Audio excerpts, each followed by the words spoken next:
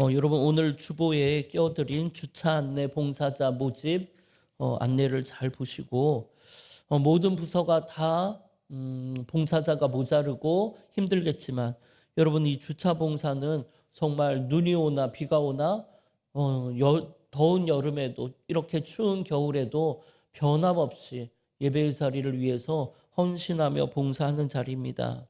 여러분 꼭 시간을 내셔서 주차 봉사에 많이 참여해 주시기를 부탁을 드립니다. 이용훈 안초 집사님, 최기성 장로님에게 문의하시면 되겠습니다. 또 내일부터 90일 성경 일독 시작되는 거 여러분 꼭 기억하시고 새해 시작을 여러분 성경과 함께 말씀과 함께 꼭 시작하시기 바랍니다. 그래서 매일매일 체크하시면서 또 이번부터는 주보에 또 성경 문제가 나갑니다. 물론 어려운 문제는 아니고 성경을 읽으면서 좀 동기부여가 되시라고 성경 문제도 또 선물도 드리려고 하니까 여러분 많이 참여하셔서 포기하지 마시고 꼭 말씀과 기도로 승리하는 새해가 되시기를 바랍니다. 오늘은 이렇게 한 해의 마지막 날이고 내일은 새해의 첫날입니다. 사실 가만 생각해 보면 오늘이 지나고 내일이 된다는 것, 이것은 그저 매일매일 그렇게 하루가 지나가는 것과 다를 것이 없다고 생각해요. 그런데 우리는 하루, 한 달, 1년이라는 시간을 구분해서 한 해가 지나가는 마지막 날에 특별한 의미를 두기도 하고 또 매일매일 맞이하는 하루지만 1년의 첫날을 새해라고 큰 의미를 두고 있습니다. 그럼 여러분 하나님께서 이렇게 한 해의 마지막 날과 또 새해의 첫날을 구분짓게 하신 이유가 무엇일까요? 여러분 그것은 아마 고린도후서 5장 17절에 말씀하시는 것처럼 그런즉 누구든지 그리스도 안에 있으면 새로운 피조물이라 이전 것은 지나갔으니 보라 새 것이 되었도다. 이 말씀대로 살게 하시려고 그러신 건 아닐까요? 다시 말해 한 해의 마지막 날에 날 살리신 십자가의 은혜와 사랑 앞에 겸손하게 무릎을 꿇고 지난 한 해의 아픔과 눈물 또 실패와 절망도 다 내려놓고 우리 인생의 길이요 진리요 생명 되시는 주님 안에서 새로운 삶의 소망을 가지는 것입니다. 이렇게 우리는 주님 안에 있을 때 가슴 벅차오르는 소망 가운데 새로운 삶을 살 수 있는 줄 믿습니다. 그래서 우리가 계속 살펴보고 있는 요한의 편지에서 여러분 제일 강조한 게 무엇이었습니까? 매주 말씀드린 것처럼 당신은 생명의 빛이 되시는 주님을 만났느냐는 것입니다.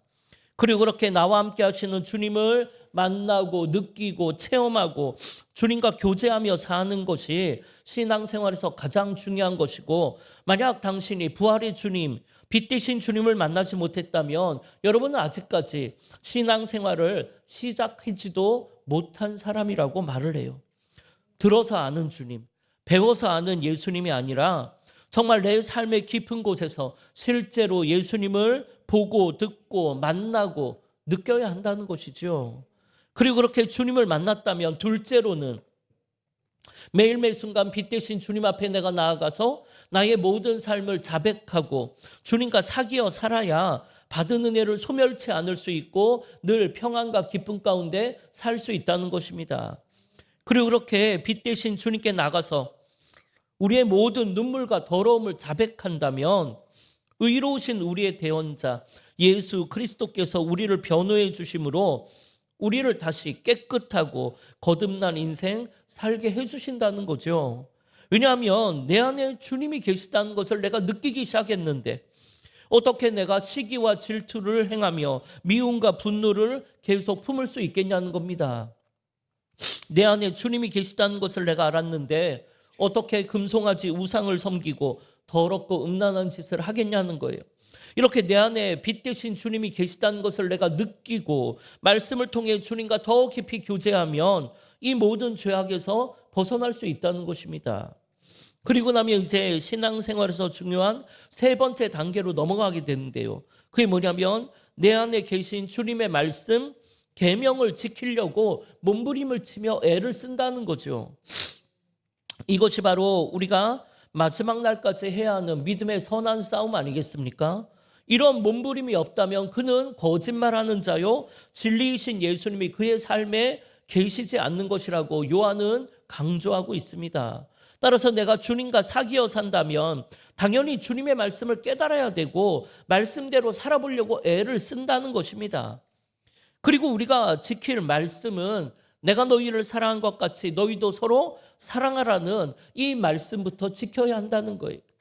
이는 주님이 우리를 사랑한 것 같이 우리도 서로 십자가의 사랑으로 미워하지 말고 용서하는 삶을 살라는 거죠.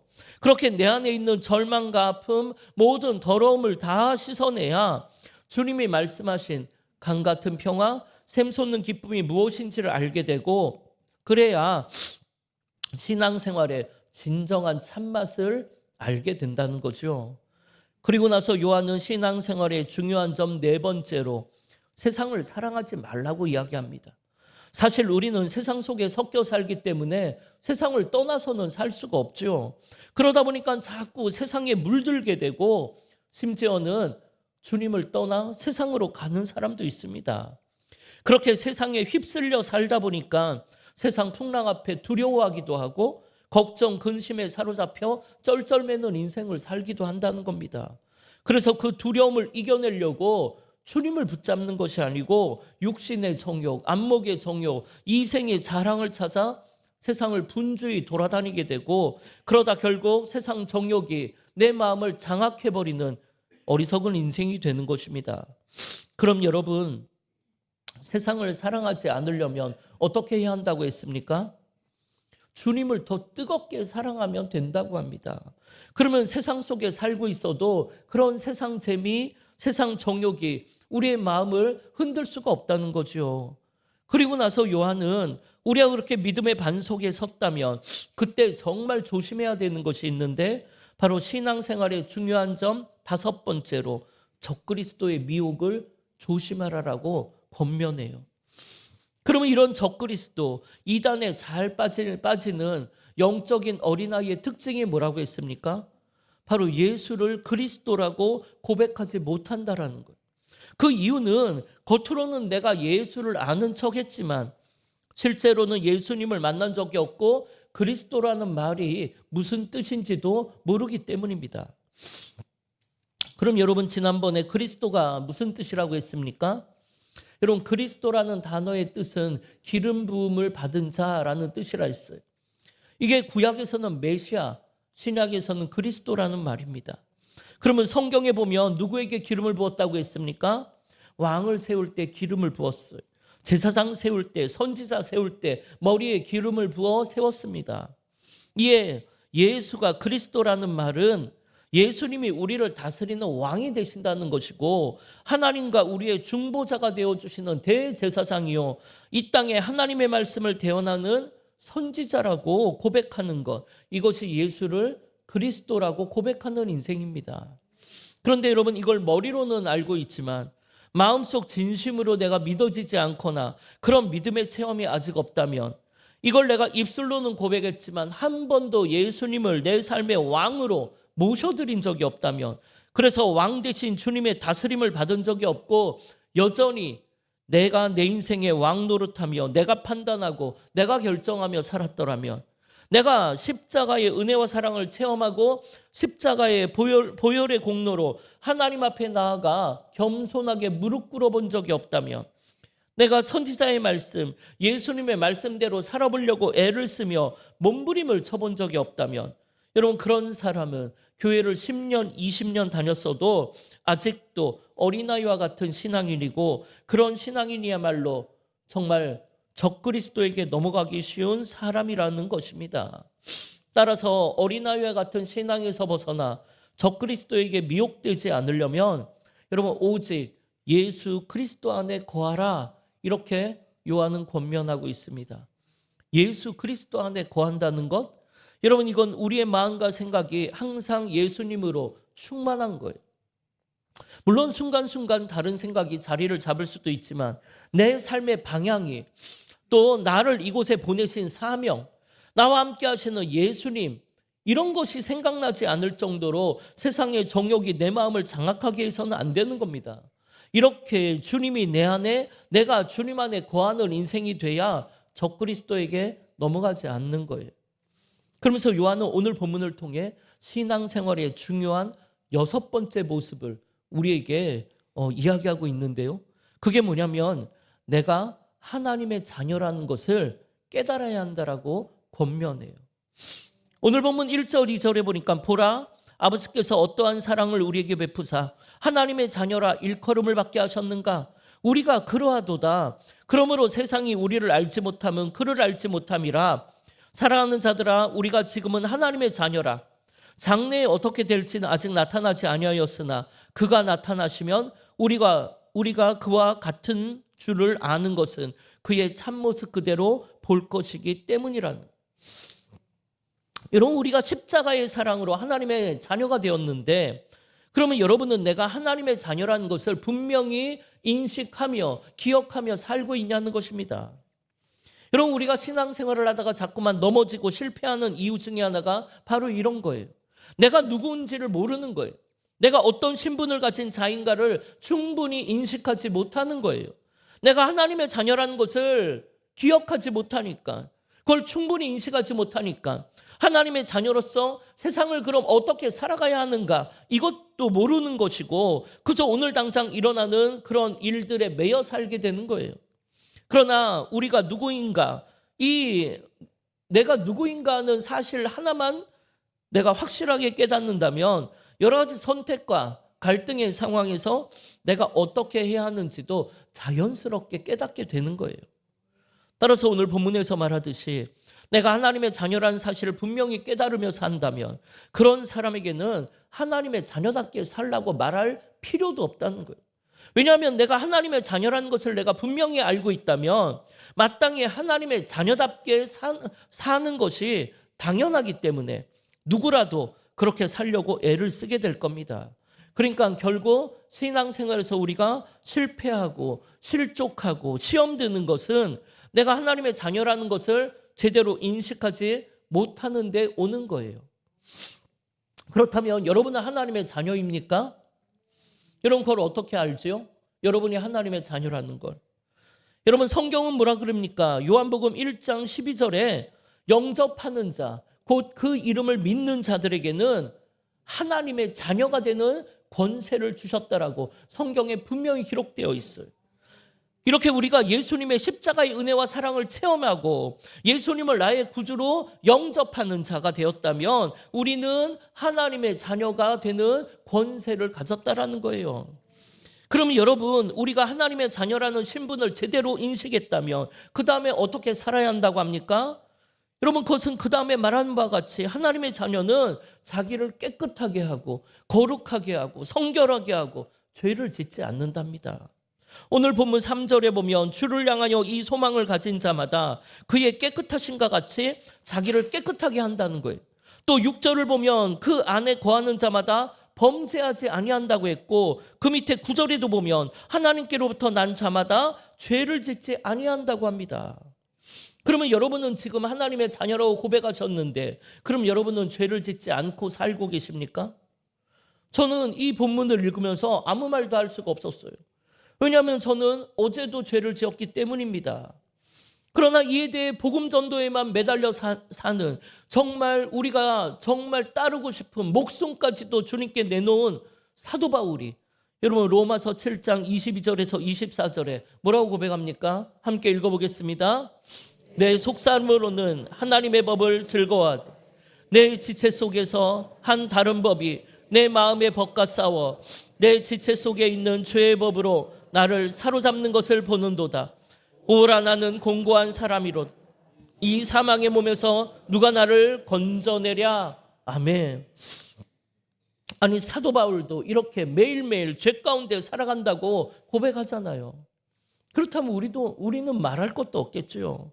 그럼 여러분 오늘 이 요한이 말하는 죄를 안 짓고 산다는 건 무엇일까요? 일단 우리는 요한이 말하는 죄에 대한 이해가 우선 돼야 됩니다.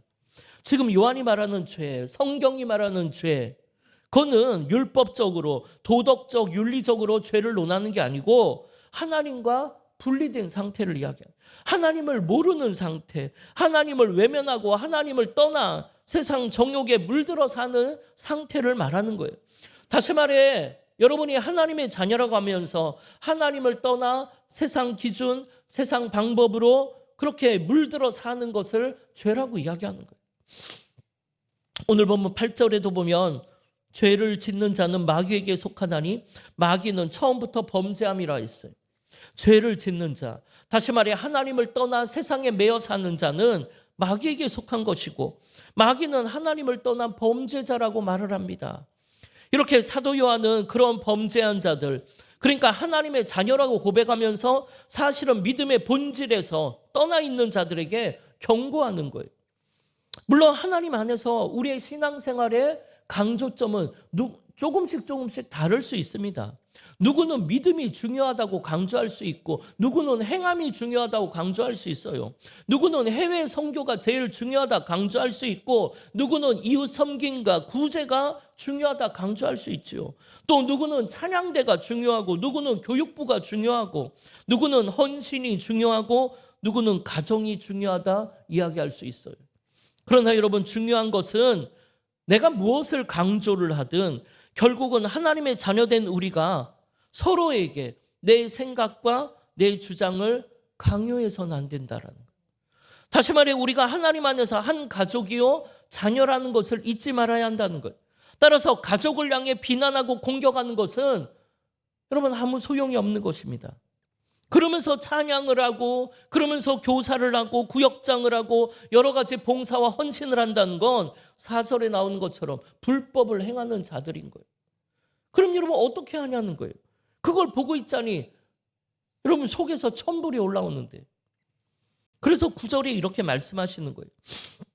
하나님께로부터 난 자마다 죄를 짓지 아니하나니 이는 하나님의 씨가 그의 속에 거함이요 그도 범죄하지 못하는 것은 하나님께로부터 났음이라고 말씀하는 거예요.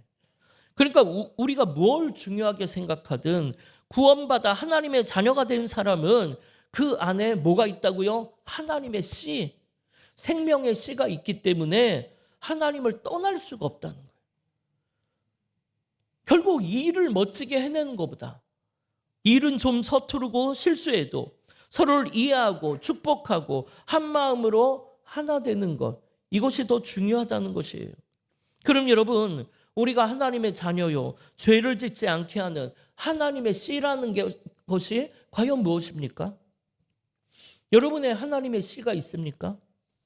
여러분 하나님의 씨는 바로 하나님의 본질, 사랑이라는 거예요. 여러분 하나님은 사랑이시라고 했잖아요. 그러니까 그 사랑이 우리 안에 있으면 죄를 지을 수가 없다는 거예요. 하나님을 떠나 살 수가 없다는 거예요. 이에 요한은 하나님의 사랑이 그 속에 있는 자는 그가 가진 사랑의 씨앗이 자라나게 될 것이고 그것이 삶의 열매로 드러날 수밖에 없다는 거예요.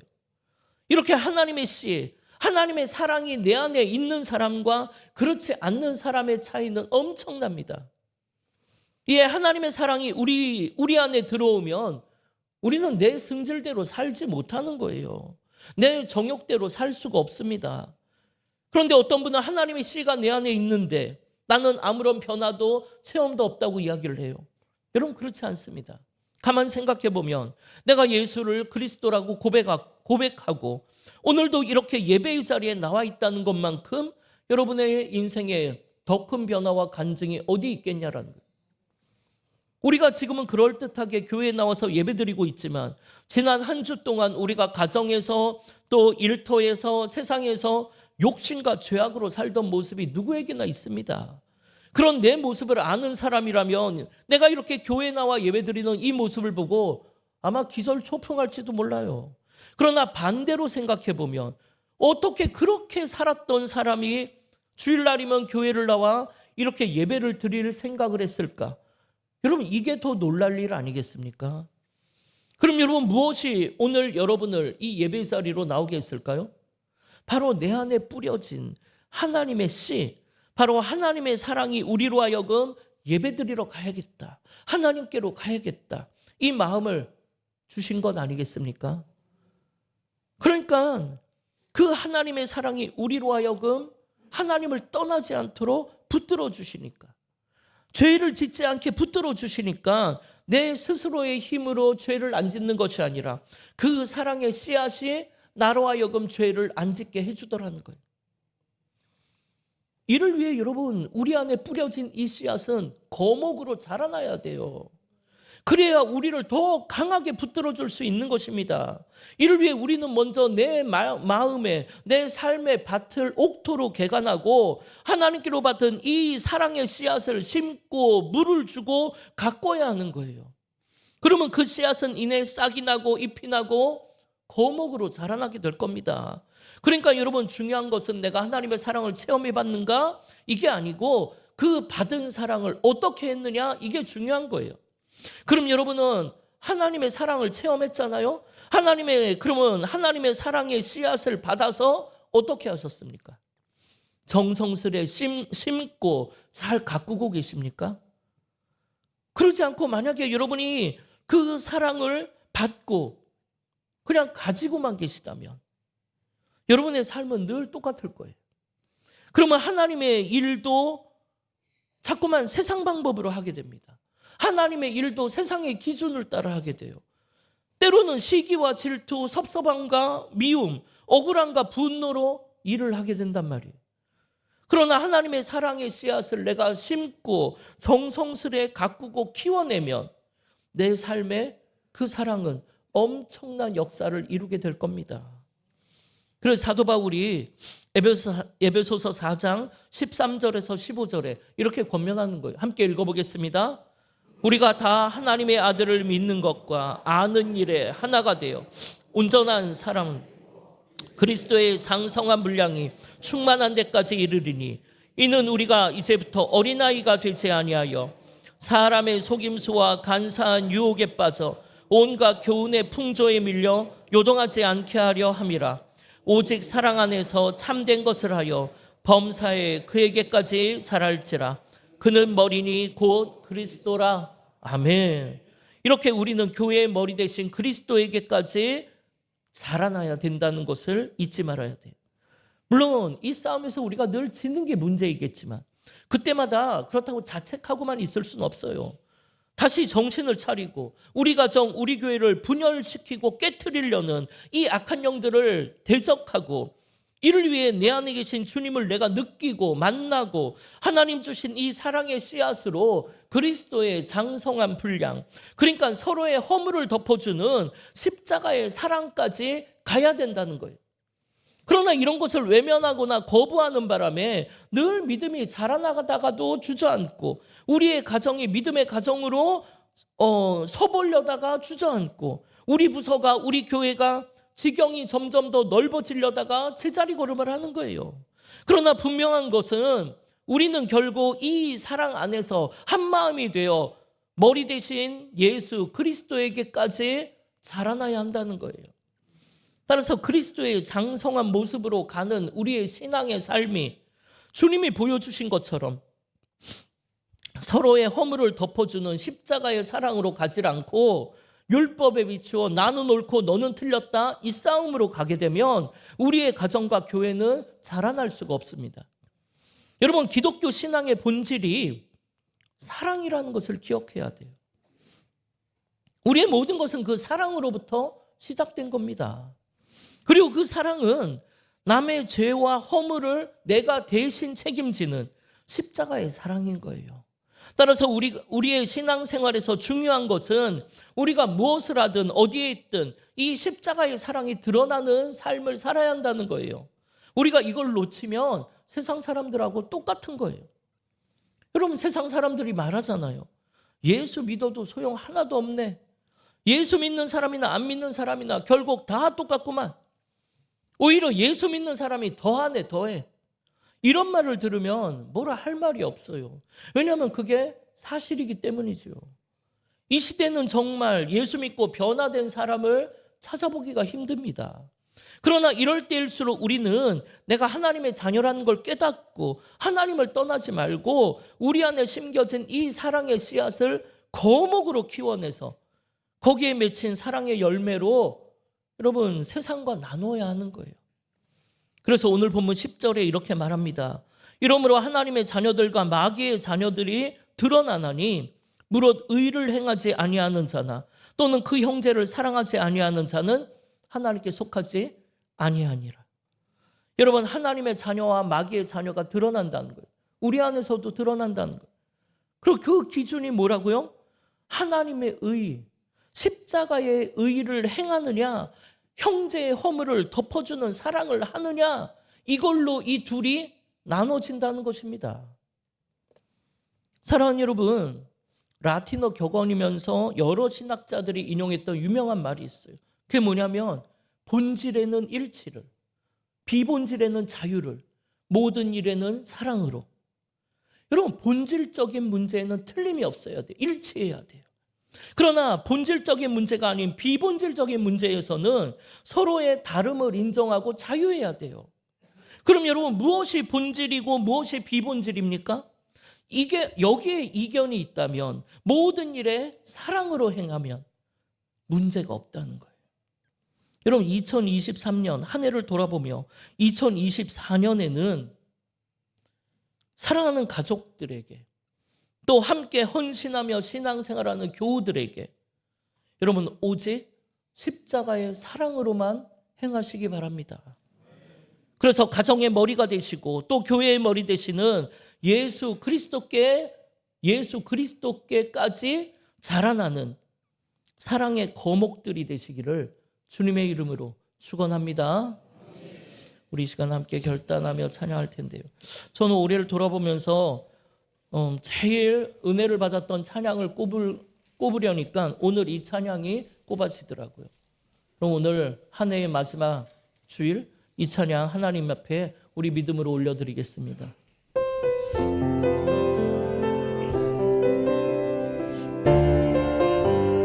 나의 평생에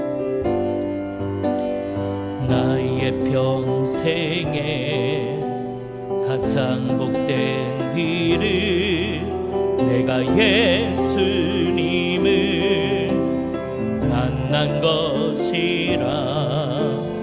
나의 평생에 가장 사랑 일은 내가 예수님을 주로 섬긴 것이라. 이 세상 살 동안 내가 걷는 길이 때론 험하여서 넘어질 때도 주의 강한 손이 나를 붙드시니 나는 예수님만 주로 섬기며 살리. 주를 섬기는 것에 후회가 없습니다. 내가 걸어온 모든 시간 다 주의 은혜니 내가 걸어갈 모든 날도 주만 섬기며 살리. 오직 예수 이름 부르며 살아가리라. 이것이 나의 간증이요 이것이 나의 찬송일세.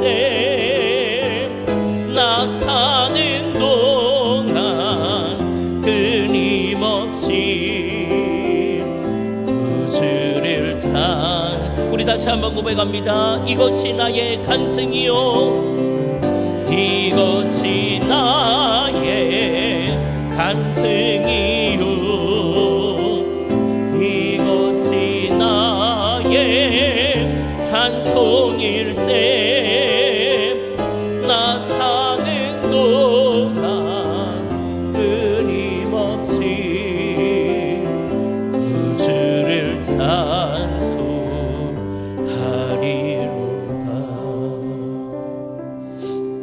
우리 지금 합심으로 한번 기도할 텐데요.